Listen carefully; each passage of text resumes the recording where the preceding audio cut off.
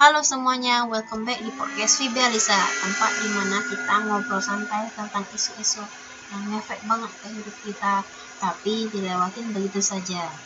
Nah, hari ini kita bakal bahas tentang sesuatu yang mungkin sering kalian lihat di TikTok, IG Reels, atau thread-thread anak bumi, yaitu Zero Waste Lifestyle. Bukan hanya gaya-gayaan estetik bawa tote bag atau tumbler, tapi ini tuh salah satu cara penting untuk dukung Sustainable Development Goals yang ke-12 atau biasa disingkat menjadi SDG 12, yaitu Responsible Consumption and Production. So, siap jadi anak bumi level up? Let's go! Oke, pertama-tama, kenapa sih zero waste itu penting banget? Jadi gini guys, setiap hari rata-rata orang Indonesia menghasilkan hampir 0,7 kg sampah. Bayangin, kalau satu orang aja begitu, gimana 287 juta orang? Makanya gak heran TPA jadi penuh, polusi makin parah, dan lingkungan pun makin stres. Dan SDG 12 itu fokus banget biar kita mikir soal cara konsumsi yang bertanggung jawab, alias gak buang-buang. Jadi zero waste itu bukan cuman buang sampah lebih sedikit, tapi gimana kita ngurangin sampah dari awal. Dari cara kita beli, makan, sampai pakai barang. Nah, banyak orang mikir kalau zero waste itu harus ekstrim. Kayak bawa jar kaca kemana-mana, gak boleh belanja online, dan cuma pakai barang yang warnanya eton aja. Padahal zero waste itu bukan soal sempurna, tapi soal niat ngurangin sampah sedikit demi sedikit. Yang penting itu mindsetnya, seperti gimana ya caranya biar jejak sampah gue hari ini lebih kecil dari kemarin. That's it, simple tapi impactnya gede. Oke, sekarang untuk bagian yang paling ditunggu-tunggu, tips zero waste yang relatable buat hidup kita. Yang pertama, bawa reusable kit minimalis. Gak usah fancy, cukup tote bag, tumbler, sendok garpu kecil, selesai.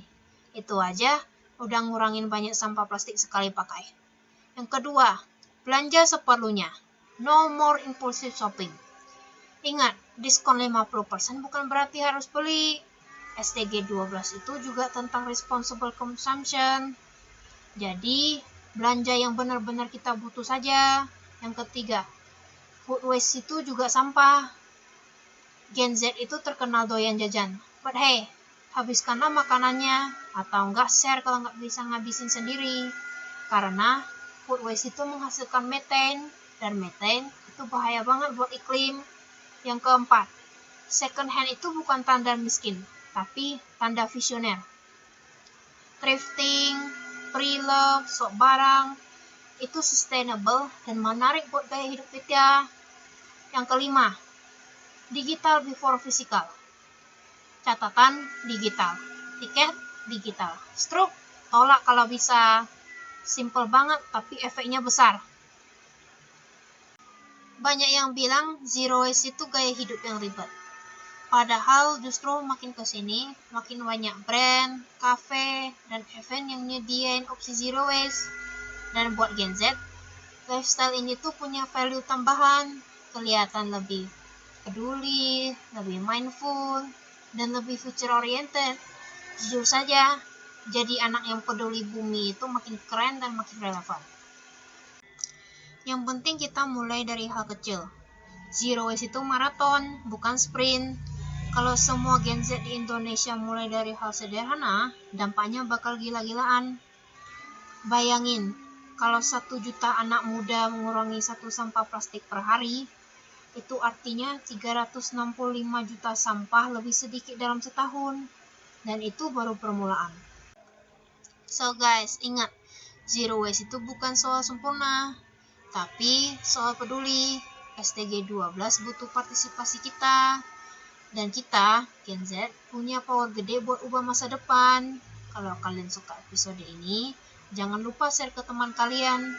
Dan mulai langkah kecil hari ini. Sampai jumpa di episode berikutnya. Stay mindful, stay sustainable,